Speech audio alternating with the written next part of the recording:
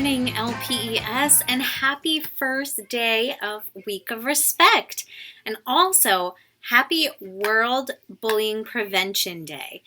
So today we're talking about a few different things. We're talking about ways that we can be more respectful to each other, but we're also talking about ways that we can actively try to prevent bullying here at our school. And it might be by sticking up for someone. It might be by being more careful and cautious with the words that we say to others. I want to talk to you today about two different terms. One is called being an upstander. Now, an upstander, if you break it down, is someone who stands up against bullying. So if you see someone being teased or being made fun of or even just being left out, you could stand up for what's right and try to include them and try to stick up for them if someone was being mean or using mean words against them. The opposite, or something not quite as great as being an upstander, is called being a bystander. So if we break down that word, we can find two other words in it. We can find stand and by. And if you're standing by when someone else is being bullied, it means that you're not sticking up for them. You're not telling an adult if you see something happening that shouldn't be happening. You're not telling an adult if something is happening to you that shouldn't be happening to you. People using harsh words, or people saying things that make you upset, or people doing things or putting their hands on you in a way that isn't okay. So as we start Week of Respect, we are not just talking about ways to be respectful and to be kind, though that's important too. We're also talking about ways that we can try to prevent bullying. And today, you should all be in blue for Blue Out Bullying Day, or World Prevention Bullying Day. World Bullying Prevention Day, I think. But if you look, so I have some blue on. The dots are blue. It's a little hard to tell on screen. But I hope that I get to see you all in blue today, taking a stand against bullying. So to kick off our Week of Respect, since it is a day that is talking so much about bullying today, I thought we would start with a book that is about friendship, about including others, and about going the extra mile to notice when people are being left out or when people are being made fun of. Because it's easy for us to walk through our day, and if it doesn't affect us directly, if someone's not being mean to us, it's easy for us to kind of turn the other way and not really notice it. But today is a day where we focus on standing up against it, being upstanders instead of just bystanders. And special side note to my 3rd and 4th graders especially, because bullying doesn't always happen face to face. It doesn't always happen in school or on the bus or on the playground or at home. It also happens electronically.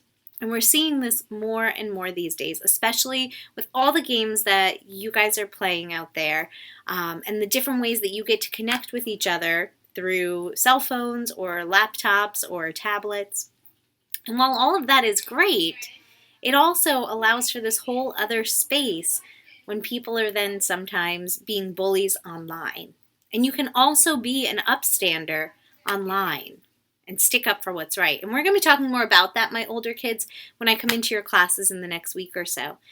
But for right now, since we have everyone here from kindergarten through 4th grade, and maybe even my preschoolers, I thought I'd read a book that is one of my favorites. I read it a few years ago in an assembly that we had, but I thought it's been long enough to bring it back because it's such a great story.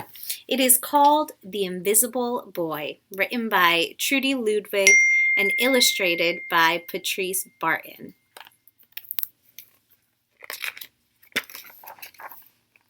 The Invisible Boy.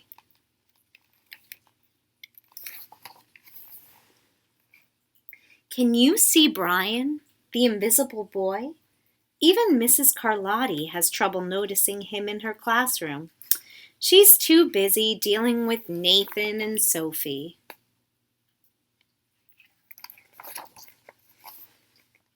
Nathan has problems with what Mrs. Carlotti calls volume control. He uses his outside voice inside too much. Sophie whines and complains when she doesn't get her way. Nathan and Sophie take up a lot of space. Brian doesn't. When the bell rings for recess, Mika and JT take turns choosing kids for their kickball teams. The best players get picked first. Then the best friends of the best players. Then the friends of the best friends. Only Brian is left, still waiting and hoping.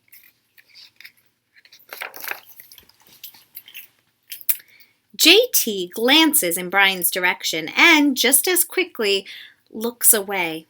"We've got enough players for each team," he tells the others. "Let's play ball."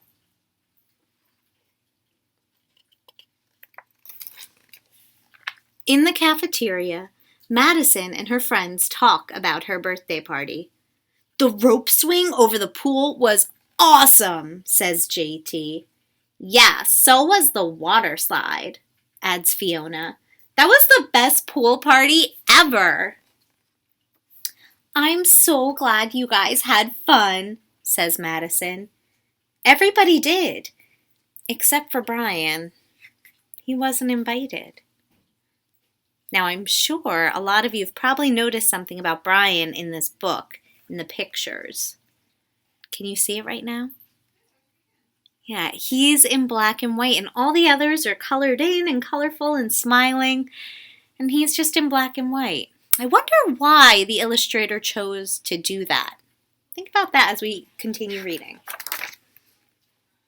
At choosing time, while the other kids play board games and read, Brian sits at his table, doing what he loves to do best. He draws fire-breathing dragons scaling tall buildings, space aliens locked in intergalactic battles, greedy pirates digging for treasure, and superheroes with the power to make friends wherever they go. You can see all of his different drawings.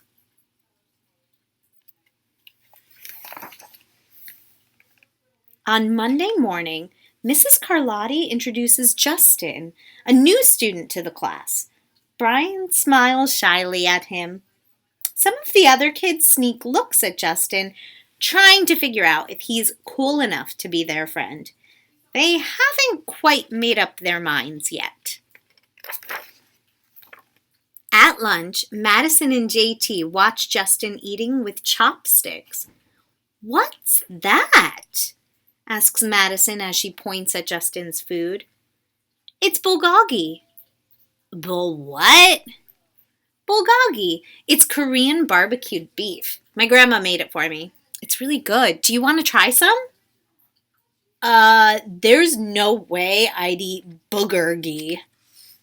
And the kids laugh. All of them. That is, except for Brian. He sits there wondering which is worse, being laughed at or feeling invisible. Pause for a moment with our story. Do you remember those two words we were talking about before? Being an upstander or a bystander? Is anyone in our story being an upstander right now? No. No one's standing up for Justin, the new kid. No one's standing up for Brian, who's getting left out. So all of these other students sitting at the table, they're seeing this happen. They might not be saying something mean, but they're allowing other kids to say mean stuff and not sticking up for those who are being teased or bullied or made fun of. Let's see if it gets better. The next day, when Justin goes to his cubby to put away his backpack, he notices a piece of paper with his name on it. "Justin, I thought the bulgogi looked good. Brian." And there's a picture of him eating with chopsticks, and it says, "Yum." At morning recess, Brian finds a piece of chalk on the ground and starts drawing away. Justin walks over. "You're Brian, right?" "Yeah." "Thanks for the note," says Justin. Hey, Justin! Emilio calls out from the tetherball court. You're up next! Sorry, I gotta go, says Justin. By the way, that's a really cool drawing, he adds before taking off.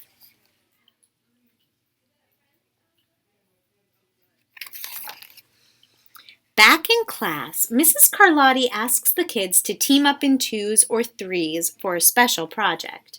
The kids scurry around the room to pair off. Brian heads towards Justin. I'm already with Justin, says Emilio. Find someone else. Brian looks at the floor, wishing he could draw a hole right there to swallow him up. Justin says, Mrs. Carlotti said we could have up to 3 people in our group. We're only 2. Come on, Emilio. Let him work with us. And Emilio says, okay, I guess. Mrs. Carlotti gives the class directions for the project. Your assignment is to work together to write a story about what you see in that photograph. Use your imagination and have fun. Whoa, cool, says Emilio. What kind of people do you think would live in a house like that? I don't know, but I bet Brian could draw them to go with our story, says Justin. Brian smiles as he takes out his lucky pen.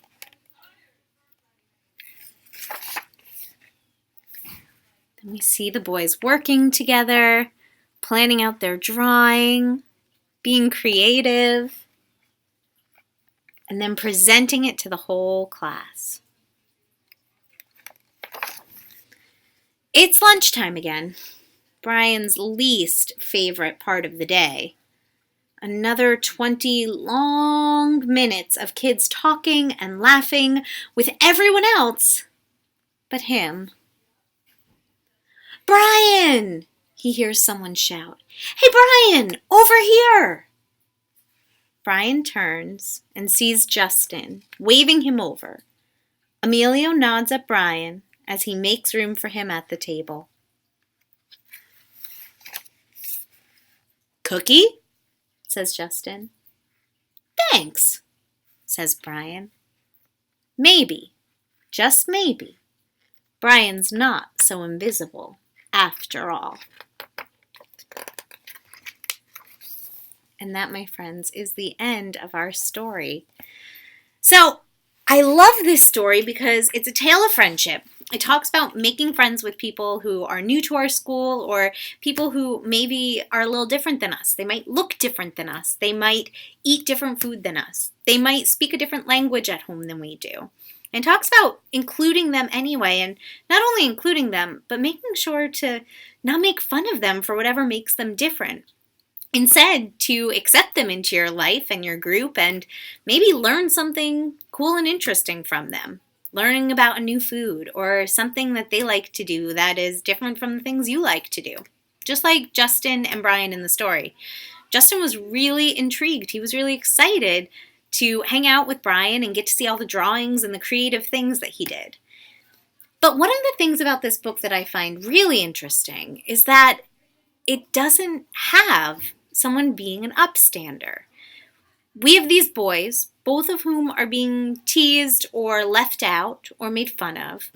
And while it works out in the end because they become friends with each other, the thing that we're missing from this story is the part of an upstander. Someone sticking up for what's right. Brian was really nice to Justin, the new kid, and that's great. But we still have the problem of all of them being at that lunch table and no one standing up for the people who are being left out or made fun of. So my challenge to you this week is if you see some kind of injustice, if you see someone doing something that just isn't nice, or if you don't see any of that, but you see someone maybe left out, someone who's a little bit quieter, someone who might be a little bit more shy and not be brave enough to go over and introduce themselves to the group or ask if they could play the game with them at recess. See if you can go over to that kid and invite them along.